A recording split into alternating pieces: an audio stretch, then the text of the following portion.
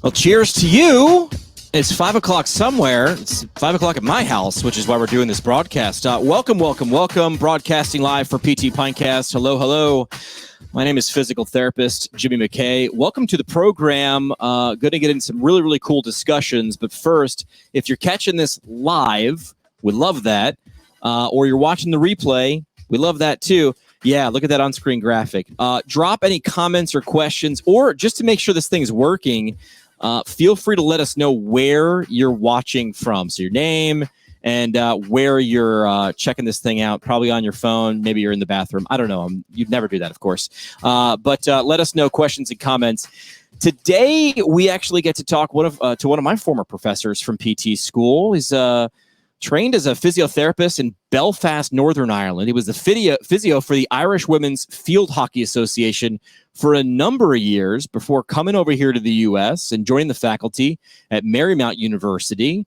Let's bring him into the show right now. Jason Craig, welcome to the show. Hey, Jimmy. How's it going? Well, cheers to you, sir. And to you. And to me. It's definitely 5 o'clock here. First question is always the hardest on our show, which is, what are we drinking today? Oh, today I had to go a little top shelf and pull out a 12-year-old Florida Cana. Wow, very nice. See that there? You got me beat. Yeah. Round is always brought to you by our friends from Owens Recovery Science. Single source for PTs looking for a certification in personalized blood flow restriction rehabilitation training. The BFR. You just watched Project 11 on ESPN, the Alex Smith kind of story. That was Johnny Owens and his team that were actually helping Alex Smith get back on the field. And pretty cool. So check them out. OwensRecoveryScience.com. Right there. We got that out of the way. Jason, welcome back to the show. I think the last time we had you on, we were in Orlando for Next. Was it? Yeah. It was somewhere. It was at a hotel and it started to rain. I remember that. We were all set up at the outside bar, and it must have been Orlando because the storm blew in. Yeah. And we had to run for cover and gather up the equipment and move ourselves inside. Yeah. Before we hit the broadcast live button, we were talking about a project that you launched back in 2009 that I was lucky enough to be a part of because I was a PT student at Marymount University. And part of the talk we're going to do today is the 2020 pivot. But I wanted to talk about this project because I think if you're a student physical therapist, new grad, seasoned professional, this is a really cool resource and it grew organically. I want you to tell people about morphopedics. So, yeah, we back in 2009 or so, I was at a PT conference in Baltimore and heard Eric Robertson. I don't know if Eric's listening today or we'll catch this later, but Eric was giving a talk on engaging students with technology and talked about creating wiki platforms and using that sort of technology for his classes. And I'm like, I could do that. I mean, if Eric can do it, I can do it. So I went back home and had a look at it, and we created morphopedics. And the idea of morphopedics was it was the morphing of orthopedics and technology, so that when my students created assignments, we would, instead of them being graded sitting on my office desk, get your grade, and it gets thrown in the trash.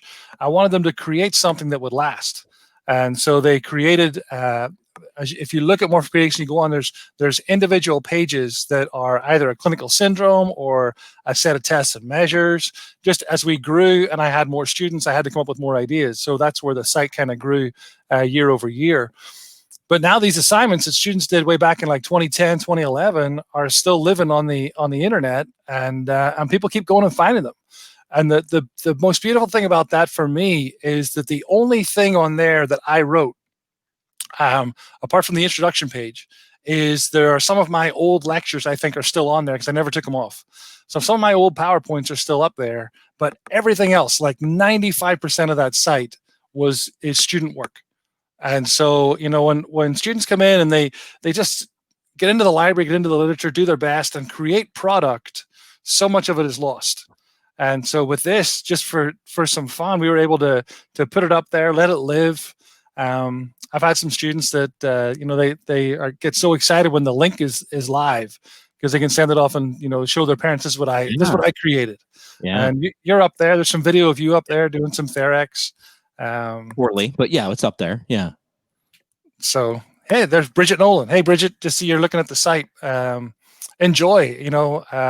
That's what we created it for. We created it just so people would have some fun and be able to learn as well. That's probably pretty cool. You created this again 2009, so it's 2020 right now, more than a decade ago, and that thing still gets 60,000 hits a month. 60 plus thousand hits a month. And all the videos that we filmed at the college, at the university, I had to have somewhere to put them up. You got to remember, this is 10-year ago internet. Right. There wasn't a whole lot of this stuff out there, so we would film stuff with a little video camera on a tripod. We would clip everything down. I created a YouTube channel because that's what you did. There wasn't a whole lot of platforms out there. Stuck all these videos up on YouTube, and then I started getting email messages saying you have a subscriber to your YouTube channel. I don't even know I have a YouTube channel, but apparently 9,000 plus people have subscribed to my YouTube channel, and I don't know what to do with that. So work away. Use the material. It's free. It's available. Check it out. Drop the direct link so you don't have to even type it in there into the comments below. So talking about 2020 being the year of the pivot, again, you're part of faculty at Marymount University, and you're part of the PT faculty, but you also work, with some departments outside of PT too, kind of a mixture of technology and leadership.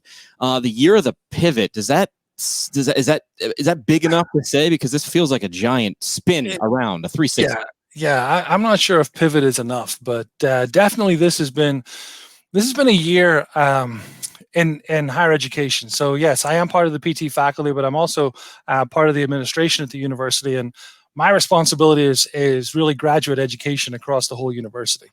And we went from just being regular in class teaching, hearing about stuff in the news. Actually, whenever the major pivot happened, I was in Nicaragua with 30 of our students. Wow. We were out on our study abroad, and I'm getting messages about, hey, there's all this craziness going on. We were seeing nothing. I'm watching social media posts about there being no toilet paper in Target, and I'm looking at the local sort of stores in Nicaragua, Managua, and all that you need is there. So really didn't get a handle on it until we came home. And then it was a complete 360, because it's kind of interesting about education. People always think teaching in person is the same as teaching online. Well, actually, no, it's not. It's nothing like it. It's like the transition. Think about this: like the transition for you. If I take the camera away from you right now, that's radio. Correct. Now I've added a camera. There's a whole other element involved that you have to be careful what your facial expression is. You have to be careful who walks behind you. Correct. There's a whole other caveat of items that you now have to hold in tension in your brain. When I'm in the front of a classroom, it's just me and my class. And so I can teach them. I can adjust how I can react to how they react. And that's a critical thing when we're teaching. I'm watching their eyes. I tell a joke. Did they laugh? If they get it, I'm encouraged and I kind of keep going. If they don't get it, I'm like, oh, that sucked. Let's not do that again. When you have to pivot to an online format and you're spending more time worrying about the technology than you are worrying about how you're delivering your content, then suddenly you've lost almost half of what you bring to the table. Right. And that I think was the biggest shift for most faculty in this, is because they know how to teach in a class, but they didn't know how to work the buttons. They didn't know how to do this, and that took a long time. And they were, expected to change overnight, and it just for many people in many cases, it took a long time to settle down and smooth out. Yeah, students are pretty honest on Twitter, and we actually brought in half a dozen of them for a panel discussion 3-4 weeks into this giant 2020 year of the pivot in terms of education. And overwhelmingly, most of them said their professors were doing a fairly good job. Yeah. If it was a CPI, they would not say entry level just yet, but they were saying, hey, this is pretty good with a little bit of work. But if you want to relate it to clinical practice, this is an intervention for teaching. This isn't teaching. Right. You're a teacher, but this is now the tool that you've got to use, this little camera right here on this platform. So it's going to take some practice. You got to be conscious about it. Yeah. And you also have to think about how you deliver. I mean, so like we're chatting here now today.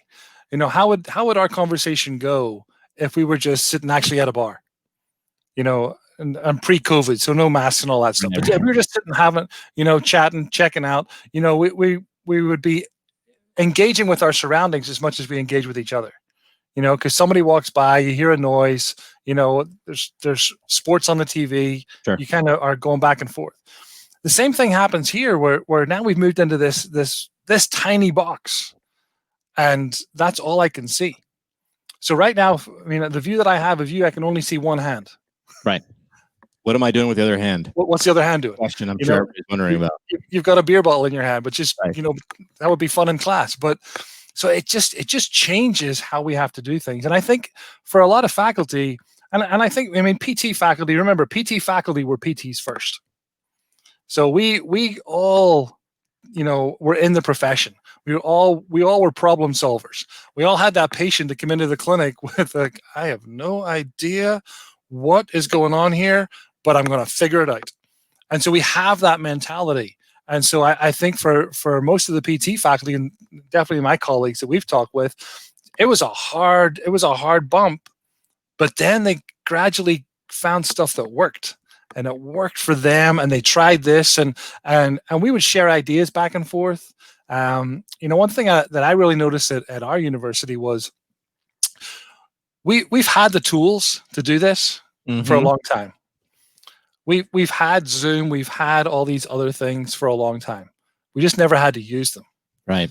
And so we ran training courses, we ran, sessions every year, how to use this, how to incorporate it. And people just chose not to buy into it because why? They didn't need it. Wasn't there. And now they needed it. Uh-huh. And so, for my colleagues, I just loved watching them, dive in. And I was getting emails, hey, how do you do this? How does this work? Or then they were like, I tried this. It's like the first message I got when somebody used breakout rooms on Zoom. Right. And they were like, oh, I can do group work. And I'm like, yes. So then as they learned their skill in a new platform, I think that their student engagement increased. And I think then probably the students' engagement with each other and the material probably increased. And that's teaching right there. That's what it's about. You have to master this technology. Jason Craig on faculty at Marymount University. Drop your questions, your comments on Facebook or Twitter below if you have any for Jason. One thing that I heard talking about, number one, Zoom fatigue, and the reason that is you need to be a little more animated to get that emotional response across when I'm talking with this little camera right here. And the other thing was, Jason, would you and I ever sit squared up, shoulder to shoulder, and stare at each other and have a conversation? No, we'd kind of lean back. We'd move. We'd lean in. We'd lean back. But for some reason, people are very okay. I gotta square my camera up, make sure I'm framed well. There's a little light coming in from over here, but I can't do anything about that. Okay, now where do I look? Do I look at the camera? Do I look below? But you got to get used to that because you're on screen, and some people don't like the sound of their own voice and might not be comfortable watching their own image. I know that's why I was in radio and not TV. But these are the things you need to get comfortable with if you're an educator. Yes, and having the ability to animate. Like you said, I think for we've actually started playing a little game in some of the meetings that I've been in most recently, where is he frozen? Or is he frozen? where we'll just start and do that, and it's like people are like, I think you've lost internet. And they're like, no, I haven't. I just was playing with you. We're now like the one I like, and I bust some people that work with the behind the show, and she knows who I'm talking about right now. So we bring her right up. I know, I'm laughing. We'll have a conversation. We'll be talking, and she'll just minimize the window, and she'll be Googling something, but then she'll have this look on her face like this. I'm not doing it now. I'm like, are you angry? She's like, I'm typing. This is my typing face. So I'm sorry to call you out, but you were right there, a click away. So I had to bring her in and say, yeah, she does that. But you need to be conscious of that because that is how you are projecting. That is the image. That is the vibe that you're projecting. I also think that as faculty coming in to teach, we got to think about, I mean, we're so used to a 50-minute or an hour-long lecture that you can't do that anymore. That just doesn't work in this medium so much. I mean, even take your show that you've been doing, you can engage and you can talk with people for a certain amount of time, and then it's like, you know what, we We got to either change the person, we got to do something different. And I think that it took faculty a while, because remember, when they set up their whole semester, they started in January and they had everything lined up for the whole semester with hour-long lectures or whatever it was. Now we've we got to change, and we can't do that. And that takes some time to rewrite. It takes some time to edit, slides, and take some time to re-chunk your content. And that to me is what teaching is. So when you're going to come to teaching, you kind of go, okay, here's all the content I want to teach. Now I've got 15 weeks to teach it in. So I want to take and divide it into 15 fairly equal parts. Now, how am I going to teach it? What am I going to do? Is it a practical class? Is it hands-on? Am I going to get the students to read, watch, or view something before they come to class, and then we're going to discuss it? Am I going to get the students to work in groups on this? Or am I just going to present this from the front? How am I going to do it? And this becomes another medium of how am I going to teach it that people just didn't know how to use. Yeah. I often say that when you're treating as a PT and you have a patient in front of you with a set of symptoms, you have a whole myriad of treatments that you can apply. And I liken it to an archer with a quiver full of arrows. You take an arrow out and you let it fly at the target. If you miss the target, you don't walk over, pick up that arrow, walk back again, and then reshoot it. You take another arrow. When we're treating a patient and we try a treatment and it doesn't really work, we don't just keep doing it thinking that, well, the patient's wrong. No, we try something different. And as faculty, we have had this arrow in our quivers for a long time. Nobody ever used it. And now we're all having to use it. And it's been interesting. It's been interesting across the whole profession. Shout out to the faculty down at Baylor University, because Baylor has an online program. Yeah. And, rather than them going, well, Yabu sucks to the rest of you, what they did was they opened up their skill set and said, hey, here's how we've been doing things. So there's been training courses, there's been Zoom opportunities with faculty who are doing this. And there's, been a lot of PT faculty have been taking advantage of that and sharing their knowledge and encouraging one another. So I think, if you're a student right now and you're like, oh, this past 6 weeks was horrible, I think the fall semester is going to be a whole lot better than what you might have just had. Yeah. Because your faculty have had time to regroup, to train, to prepare, and they're going to be much more ready for the fall, whatever happens, whether you're face-to-face, hybrid, online, than they were, March 16th or so when the wheels fell off. With the pivot, I'm just yelling from that Friends episode, Pivot, with Ross and the couch. We're saying hi to Kyle Stapleton watching. Make sure to drop your comments or questions below. Kyle having a Road Rage Double IPA, very advanced. I think I forgot to tell everybody what I was having. I'm doing a Flying Dog, the Blood Orange Ale right now. Jason, you talked a lot about how faculty really pivoted in online education, but let's go the next route. The other half of that equation is people receiving information. How can students prepare for coming up in the summer or the fall in this situation? All right, this is always a tough one. And again, I know my institution. I know what we're planning to do. And so, for you guys who are heading back into college, or you might be in the middle of summer classes right now. I think first of all, you've got to have a little bit of flexibility. Because again, your faculty have learned, and hopefully have learned a lot over the past few weeks. But the reality is that we're still trying to figure it out. What we were finishing the semester with, might not be what we're going to teach in the fall semester.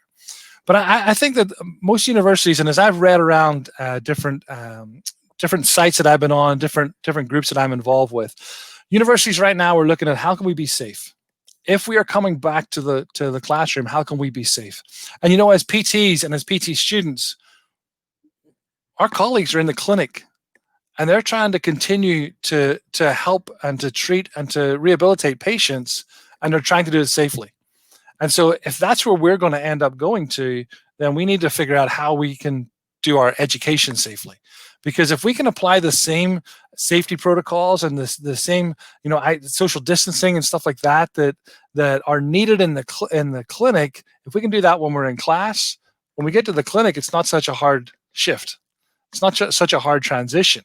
I think a lot of people are going to know what 6 feet looks like without actually having to measure it. Right. And just knowing what is appropriate and what's inappropriate, and I think as well in terms of as you prepare for the fall, get in contact with your college, reach out to your faculty, ask them, what are they doing, and not in a nasty way, but just kind of say, hey, we're in this together. There's an interesting dynamic that takes place between physical therapy students and physical therapy faculty. See, right now, my third-year students are out in the clinic, and they're just finishing their degree, credits that they have to do for us as a program. As soon as they finish, they make this incredible transition from being my student to my colleague. That doesn't happen often in higher education. See, for Jimmy, you were my student. Now you're my colleague, and so your degree is the same as my degree. In fact, you have a DPT. I don't even have one of those yet. But so from it's an interesting dynamic where we're not just students. We're actually on this journey together. And so as we're going through this together, students and faculty, it's okay. How can we help each other? So when the faculty come up with these ideas, don't just scream about it or balk at it, but ask, okay, how does that impact me? Or if you see a major problem with it, you're like, okay, I don't know if you've noticed this, but you might not want to do that. Please just share it.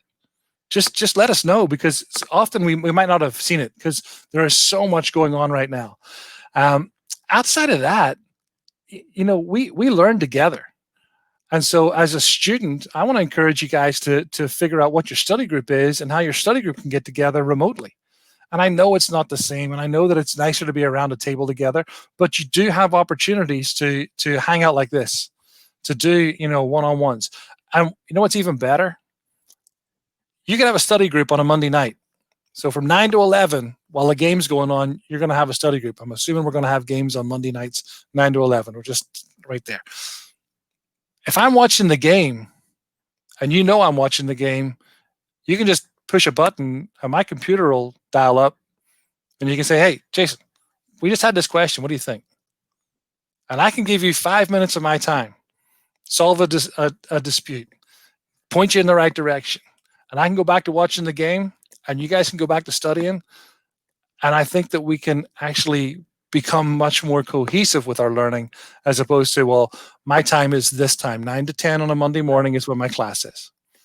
And so I think that as a student, you're at a critical point of educational transition, because I don't actually believe that any PT school across the country will go back to doing exactly what it used to do. Even if tomorrow they come out and said, okay, here's the magic pill, everybody take the blue pill and you'll all be free from COVID. I know that there are faculty who are going to go, well, you know what? I don't need to bring my students in every day. Right. They could do this at home.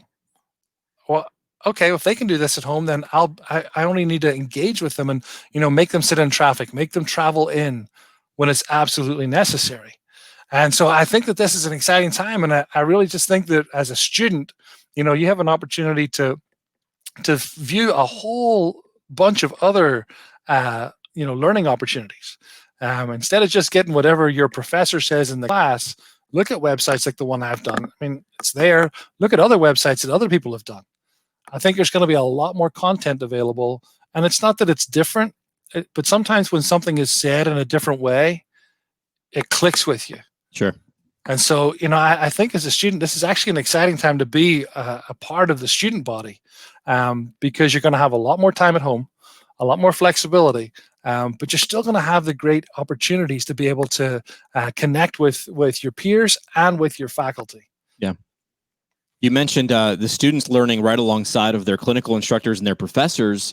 We've heard of students in clinical rotations, and that clinic adopts a telehealth model for this time being. Maybe it'll be longer, probably. And student and the CI are now on the exact same page. Clinically, the CI obviously knows more. They have more experience. But with this technology and how we do this, the student is learning right alongside the teacher right there. And you talked about resources with, was that Baylor University opening things up and stuff like that? Baylor University helped out. They had some courses that they ran. Joan Yep. jumping on there. Shout out to Steve Tepper and Rehab Yep. Essentials, who are sharing some creative ideas via webinar. This is when you start to look around, right? And this is a great lesson for students, professors and clinicians. They don't know everything, but they sure try to figure it out. Right. You find those resources. One of the great things about some of these things is, when you ever been in a class where you're listening to it and you're just like, oh, I don't want to be here anymore. With a webinar, pause, go for a run, go out, do something, come back, re-listen to it again. You'll hear my dogs in the background. He just started barking at the postman or something. But, so that's how students can prepare for fall. With the lesson that the faculty had in the last few months, what are some things on the horizon? What are you? We'll get tactical in terms of Marymount University, or some things that you've picked up and said, hey, we should probably adopt that. What's the faculty doing to prepare for the next semester? So what our team has been doing is we have really sat down and looked, and every individual faculty member has sat down and looked at their course, and not the content that they teach, but how they teach it. We basically have taken all the arrows out and we're looking at the arrows. Which one of these is now going to be most effective for which part of this course? And so what we're looking at is, instead of me, making the students come in for all day, every day, what if we were to condense some of our time so that the students came in, say, all day Monday, for some lab classes, practical classes, hands-on stuff that it's best to be face-to-face with. But then on Tuesday, you get to stay home, work on this stuff, because you can actually do it at home. It's fine to have it that way. And also then, as faculty, what about engaging like this? And we have technology that we can use where I can set up a meeting which is one-on-one with a student, just like we're talking right now. And I can have somebody else sitting in the waiting room. And I'm like, okay, Jimmy, so what do we want to, you got this? Okay, you all good? All set? All right. Have a great day. Talk to you tomorrow sometime. And I can let the next person in. Wow. So I can then have virtual office hours and I can be personally available. And I think that our faculty have worked on that. Again, technology-wise, so if I need to convey this content through, a lecture format, well, why don't I do that now over the summer and have it prepped and ready, have it there. So say to the students, so week 3, there's a 20-minute lecture on this topic, go watch it. So they come and watch it. And then whenever we get together, hey, so what did we find? What did you learn? So there's more of a discussion about what they saw as opposed to hearing it first time. Right. And then them coming back the next day going, oh, I had a question about yesterday's lecture. Yeah. No, now you've got a question about today's material, right, because you watched part of it yesterday. Yeah. And so we're able to redesign how we deliver content so that we can really package it in a better format so that our students have the best opportunity to, number one, to understand what we're trying to teach them, but also to be able to look at their whole week-long schedule and not have these crazy times when they're overwhelmed, and then have times when they don't know what to do because they don't seem to have anything to do, but they know they should be doing something. Right. Well, let's just even that out a little bit. Let's take the up and the down and the pressure and the troughs and the valleys and let's just be a bit more even keeled about this. And so I think that's what our faculty have been doing and we had a meeting yesterday, whatever, it's Blur's Day, isn't it? Yeah. We were talking about, okay, I've put my course together in our content management system, and but I'm not really sure. So we volunteered with each other to, okay, then I'll look at your course. I have no idea about your content.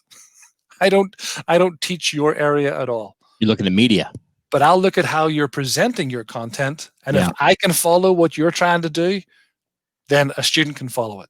Right. But if I can't, then we need to adjust the breadcrumb trail that we're going to lead our students through. So I think there's a lot of that is going to be happening in faculty across the country. And I'd be disappointed if it didn't. It's good. These are good things. These are good. These are teaching and learning moments on all ends. Yep. Because it takes away what it has done. It's drawn a line in the sand for all faculty everywhere and said, you must reevaluate your course right now.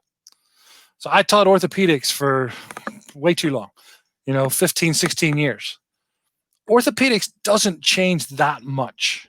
Okay, we get the addition of new things, and then they go out of fashion, and then old things come back in fashion, and but a bone breaks and heals how a bone has broken and healed for time immemorial. But what I have to do now is I've got to say, so how am I teaching that content? Right. And so it really has drawn a line in the sand, and people are going, that's no longer relevant. That's not really that important. Or, you know what? They could read that.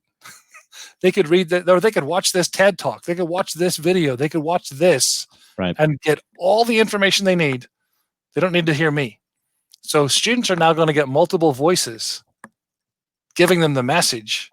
And when you start to hear multiple voices, you start to learn more. Yeah, you mentioned that before. When you hear the similar information in different ways, one of those ways eventually clicks. If it's the first one, great. But if you need a couple of different voices, sometimes that's what it takes. This right here, our show, you mentioned at the top, it used to be just like this, man. It was just this, and we talked to each other via phone. Now, I'm very sorry that you got to see my face here when we broadcast on Facebook and via Twitter, and then we share them to YouTube if you wanted to stick around. But we're pivoting that way. A lot of events. APTA's next conference, I'm not even getting a kickback. I wish I was. That thing's $20 for members, $40 if you're a potential member. That's pretty good. APTA recognized, listen, we're going to have to not have it. They didn't say cancel APTA's next. They said, we're not going to have it in person. Let's move as much content as we can online. Let's make sure it's very, very digestible. It's a good media word. That's other people looking at content, as you mentioned. All right, I might not understand your content, but I want to, if I can follow it, that means it's good, because even I learned it. So hybrid events, that's going to be something that's got to be in the future. You're saying that you don't think education is going to go back to 100% the way it was, and nor should it. We've figured out that this is pretty good doing this. Hybrid events is something that's going to change as well. So let's take APTA next conference. Instead of you going and just doing interviews with people, and at some point putting those interviews online, so that a week or 2 weeks after the event, I get to go and catch up because I couldn't actually get to the conference. Right. Well, all you need is just a couple of cameras, a couple of headsets, and you can be doing this live. Whilst there's stuff going on, people walking in behind you, you're out there and you're doing. So I'm in my clinic, and I can just click on, instead of having, Good Morning America or whatever playing in the background, I could be having some of this content. You could be pulling speakers off, whoever the speaker of the day that you kind of bring them in, 2-minute interview. When you walk off stage. And then I'm thinking, I need to go and listen to that talk. Oh no, I don't. That one's not for me. That's that's neuro. I don't do neuro. But that one, the blood flow one, I need to go and I can't remember what the guy's name is. Oh, well, let me go back, rewatch the little video session from today, and bang, figure it out. And it's a way for us as a profession to really engage. I mean, I thought for a long time that there is so much quality content that is delivered at next conference and at CSM that is lost. It goes. If you're not gone. There may be a poster or two somewhere, but all of those platform presentations that could have just been captured live are no longer, they're not available. And so I think that I'm hoping that this is going to be a way for us as a profession to go, what if we were just to try things a little differently? I mean, people because I think the problem was it used to take so much equipment. Right. I mean, to do this, there would be, a camera, somebody operating the camera, somebody operating the audio, a producer in the background, and then, miles of cable so that we could just do this. Now we need a strong internet connection and 2 laptops. That's it. and we're good to go. So, I mean, I think that, we do have a way forward. I think telehealth is going to show that PTs can connect with patients. Well, what if PTs could connect with other PTs so that, hey, I got a specialty case here. I'm going to call a buddy of mine. Hey, Jimmy, I got this patient. They've got these symptoms. Here, have a look. What do you think? And I think that we're going to become much more interactive and much more engaging, and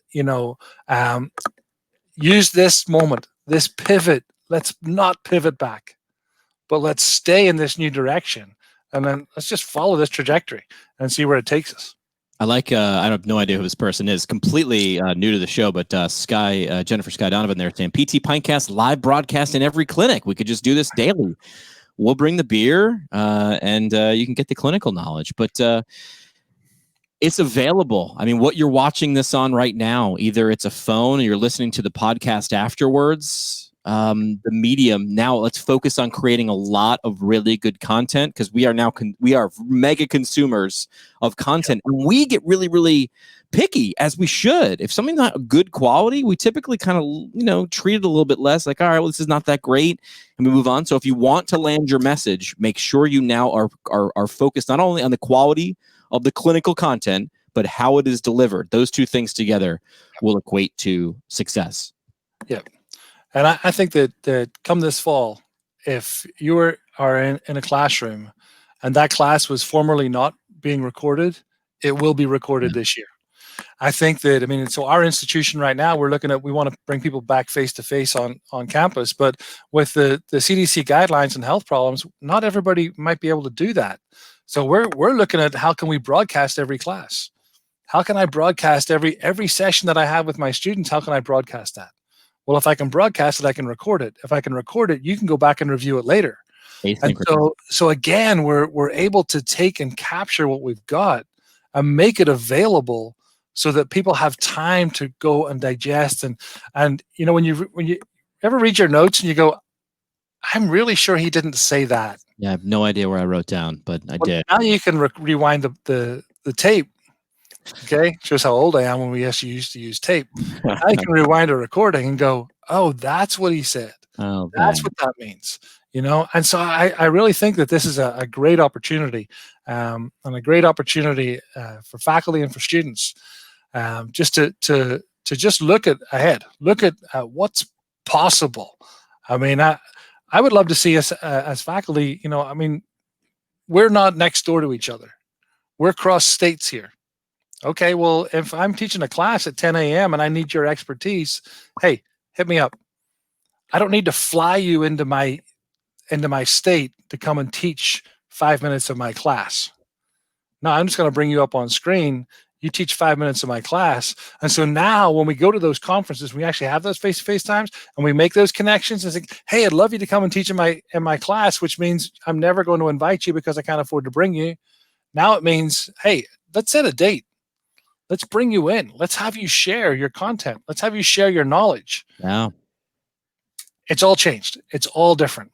And I'm excited to see where we're going to end up. Let's do a front tease. We call this a week from today. We'll actually be doing some live broadcasts with Medical University of South Carolina. They asked us as a show to come in and talk about the evolution of this podcast with one of their elective courses at MUSC. Love that school. So we're going to be doing that. In the past, I would have had to fly down, or it would have been some clunky thing that we didn't know how to use. But now the professor is definitely going to know how to use these platforms. There's more platforms that are easier to use. And I can pop into MUSC, talk to that elective 10-student class. We can spend some time together, and then we're gone. I never have to leave the house. Right. Isn't that beautiful? It's going to be really fun. I will tell you this, though. We still want to make sure there's an in-person, interactivity. I miss that probably now more than ever. Yeah, there has to be, for education to occur, there has to be a personal connection. You can't. You can learn stuff from a book, but you're going to learn more from a person's passion.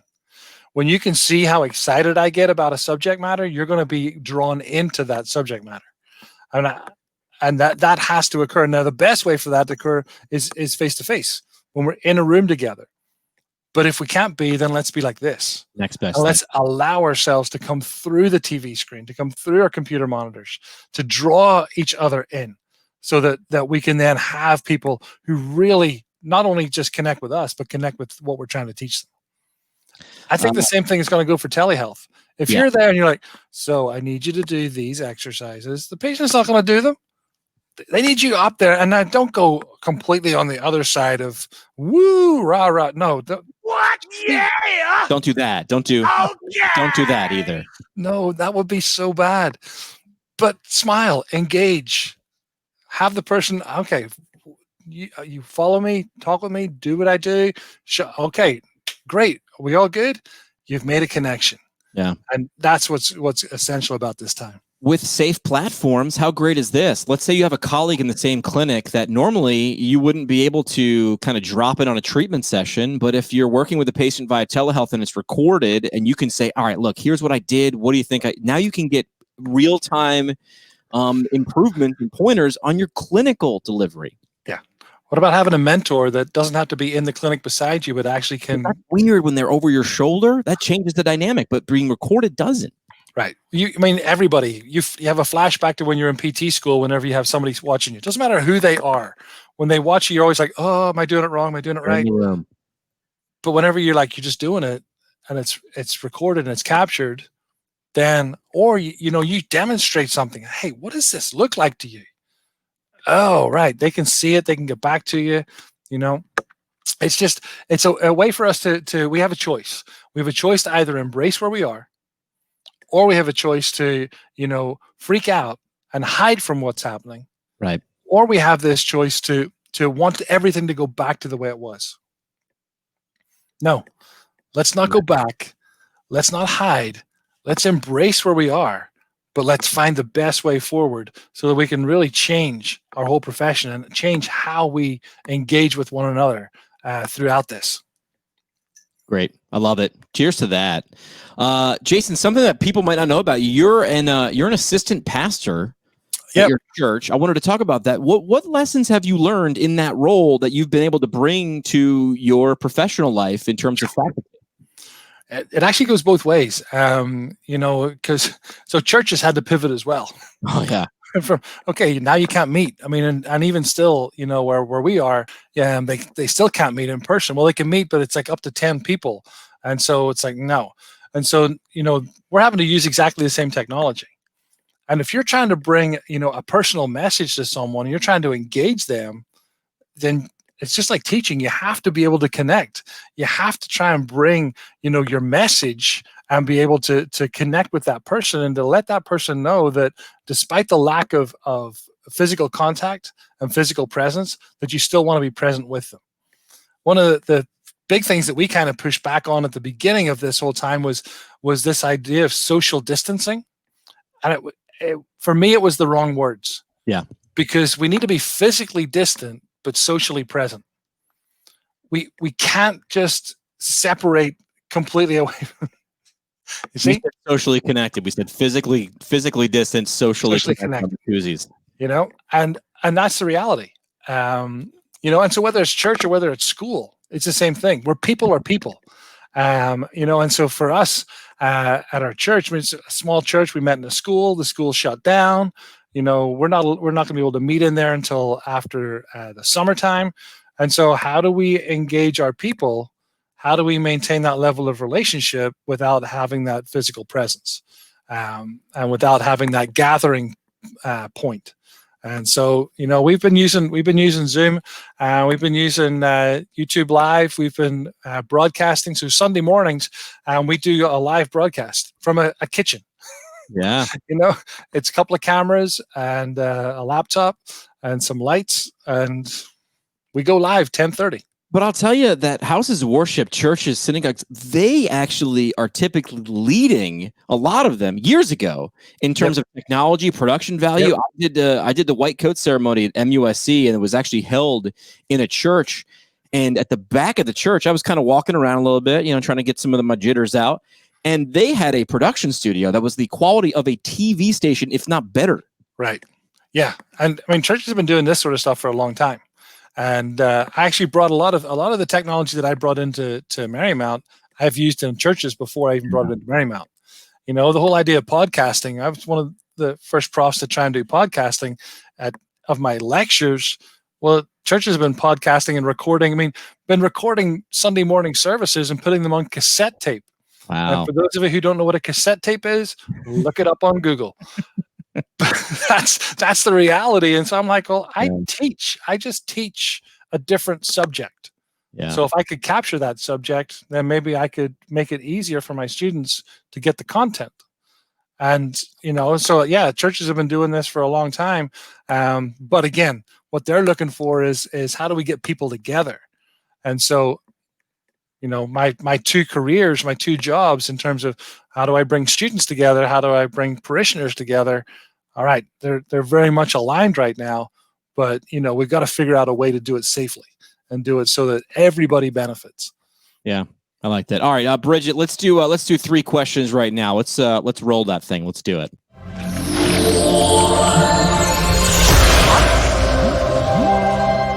On the hot seat with 3 questions on the PT Pintcast. All right, 3 questions brought to you by our friends at ariasmedical.com. Again, if you're looking for positions, short-term travel assignments, or you're looking for permanent placement, there are positions available. There are areas of need in the United States in terms of physical therapists or physical therapist assistants, all different settings, all locations. So find out what could be a great fit for you now at AUREUSmedical.com. Just go to the site and ask. We're not signing you up for the military and all of a sudden you're gone and you're off to camp. This is not how that works. So just check out what's available. AUREUSmedical.com. Jason, on 3 questions. First question is a where question. You're kind of in the DMV, Arlington, DC area, but if you were allowed to go anywhere in the 50 United States to do whatever it is that you do, and again, now technology lets you do it kind of from wherever you want, but where would you want to go explore? I think I would probably want to go and explore Alaska. Oh yeah. That would be my number one place. Up there, Northern Lights, not a lot of people. Just get away from it all. Bears and caribou, man. Yep. I'd be up there. Had a chance to do that between first and second year of PT school. I remember that. And that was, and we find all the time people say, well, I'd love to go to Alaska, but there's probably no positions up there. They're looking for physical therapists and physical therapist assistants all the time in Alaska. A great need. Yep. Check out AUREUSmedical.com. Alaska, Hawaii, anywhere, whatever the fit is for you. If you're thinking Alaska, oh my gosh, no, then don't go. But whatever the fit is for you, by all means, jump in with both feet. So check out that website there. Second question is a what question. Mm-hmm. What's something you've watched or read or downloaded? So like a podcast, a movie, a book that inspired you that you think the audience could benefit from? Oh, gosh. That's kind of put me right on the spot. Your mind goes blank because you've just been reading so much stuff. Yeah, because I've been reading all this stuff about COVID, and that's not really what I wanted to read about. I spent a fair amount of my time trying to understand people, trying to understand how people engage with what's going on around them. And so, one of the books that I read fairly recently, which really appreciated and resonated with, was a book called Grit. Oh, yeah. Yep. And trying to then, how do I apply that to the students that I work with? How do I help them see that, it's because there's so much in our society right now, which is forcing you to be the best. You got to be the top. You got to be number one. You always got to get an A. And I'm like, no, you don't. You got to have some grit. You got to have some stickability where when you get knocked down, when you hit an obstacle, you just keep on going. You pick yourself back up. You learn from your mistakes. You learn from your successes, but you keep going. And just trying to look at that. So I've been reading some stuff like that, trying to apply it to where I'm at with our education system right now. Yeah, grit is really good, and I'll probably mess up her mathematical equation for grit, but essentially effort is squared. Mm-hmm. So it's saying that you might not be the most talented, but if you put forth a bunch of effort, you can develop a skill. So talent's kind of what you're given, multiplied by effort equals skill, and then that skill times effort again is going to be your outcome. And listen, this is why, people like Michael Jordan, I'm sure he was very talented. And that the famous story of he got cut from the JV basketball team and he doubled down. Right. So there's that effort getting squared from Angela Duckworth. And that's critical because we so often just compare ourselves with everybody else. It's easy to do that, yeah. Stop comparing yourself with everybody else. Yeah. And the other thing that we do is we compare our beginning to everybody else's middle. So we look at our RCIs. And we look and say, those people they're just so good. Well, you're not 10 years into your career yet. And when you're 10 years into your career, you'll be as good as they are. And so, that's just something that really trying to help people understand is that you're beginning right now, and you're going to improve and get better. And so don't put yourself down because what you see around you is not where you think you are. Be who you are, be as good as you can be, and just follow the journey. Love it. Third question on 3 questions, a who question. Who should the audience know more about? I leave that really open-ended because I don't want it to go, I don't want to be narrow, but like who's someone the audience should now go and follow in that term in social media, but who's someone who does great work? I don't know. I kind of struggle with this because I kind of, I read around a lot of different people, and I don't just latch onto one person and stay with them. So, and I like to read thinkers that put it out there a little differently. I like to read books that are not trying to sell me a product or sell me a concept, but just basically say, here's what we're seeing. What do you think? Right. So I read, people like Seth Godin and Malcolm Gladwell, some of their great books. I read a great piece on that Malcolm Gladwell did about David and Goliath, so it was kind of like the church and just that whole story, and just his spin on it and how he just lays it out. And it's like, oh, that's a really interesting way of looking at this very commonly sort of known biblical story. Be very widely read. Don't be very thinly read. I think people get stuck on an author or a genre. And I only read this type. I only read these. Now, just expand your horizons. Look out there. I tend to flick around, watch a lot of like TED Talks and stuff like that on YouTube. And if after 2 minutes, if I'm not into it, I turn it off. Yeah. I'm just like, no, you didn't get me. And it's not that it's bad. It didn't hit me right then. So I want to go back and find, that really got me. Simon Sinek is another one. Start with Why is one of my sort of favorite books where I constantly am going back to that. Like right now, we're trying to open up a campus in the fall. And the first question we have to answer is why? Why do we want to have students back on site? And if we can't answer that satisfactorily, then we're not going to get students to come back on site. But if we can answer the why, then people will follow wherever we're going to go. Yeah. And too often we go with here's the destination, as opposed to here's the why we need to get to the destination. Yeah, that start with why, which is people don't follow, people don't buy, people don't love what you do. They love why you do it. And if you can focus on that, your message will be clear. This is not a selling book. This is like education. Make sure people understand your why behind it in all the different facets. So Simon Sinek is great. All right, last thing we do on the show. This is the parting shot.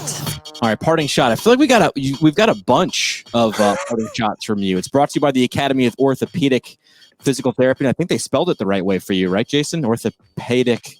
Yep. There's an A and an E in there. orthopt.org. A lot of learning modules on there. We were talking about the current concepts of orthopedic physical therapy being a great way to study for the OCS exam. They've got the body parts. We've got all these different body parts. They've got all the different areas covered. So check them out, orthopt.org. That is orthopt.org. Parting shot is your last chance for like a mic drop or just something you want to leave with the audience. What do you think? I think that as we come out of this current phase of COVID, whatever it has, don't be fearful. Don't be, be smart. Look at what is available in the literature about this disease, about the spread of this disease. Don't be guided by what Karen says on Facebook, but let's go with, hey, this is how this disease transmits. This is how this disease impacts us. And so let's not think that we're immune to, the symptoms or catching it, but let's just follow the guidelines. Let's just be smart with this, because I really believe that we can engage with each other. We can, we can connect with one another as long as we do it in a smart way. The one thing that will stop us on that is being frightened. And I've met so many people who are just incredibly fearful of re-engaging with society again because of this disease. And I understand it, but I think that there are some ways that we can do it and do it smart. So don't be frightened. Just be smart. I love that. We've got hashtag ignore Karen is what we're breaking down. Jason Craig there. Jason, thanks so much for dropping by. Hey, my pleasure. I would say good luck, but I feel like you guys are approaching it well. And again, I want to drop that link in here, morphopedics.wiki.com. Check that out if you're studying orthopedics. It's a great resource. Thanks so much for coming by the show. Let's do it again sometime soon. Yeah. Thank you, Jimmy. All the best.